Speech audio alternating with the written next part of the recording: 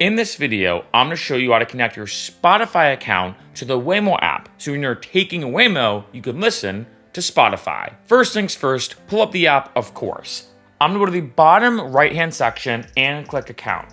When I do, I'm going to go here, scroll down, and then click music under preferences. Once I do, boom, you can see right here, this is a new feature, connect a new app, Spotify.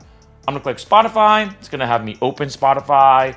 Then when I go here, kind of typical stuff when connecting different apps. I'm going to agree to this. And then once I do, you can see here. Now we can start Spotify from the in-car screen. Use the in-car screen to start playing Spotify. Afterwards, you can use the Spotify app on your phone to browse your entire library. Once I hit got it, you can see now it's completely connected to my music.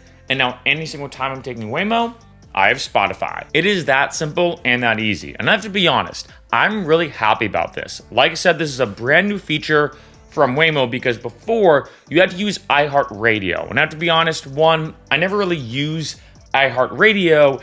And two, the functionality behind it was very, very limited. Now though, once you connect your Spotify account, you can easily listen to Spotify during our Waymo ride. One last thing I have to mention, and I know some shameless self-promotion, but in case you didn't know, I'm an electronic artist. So if let's say you want to bump some EDM or some electronic music in a Waymo ride, you can go to my Spotify. I have it listed below in the description to my Spotify artist. It's Frachero. So once you connect your Spotify account and your next Waymo ride, you can bump some Frachero.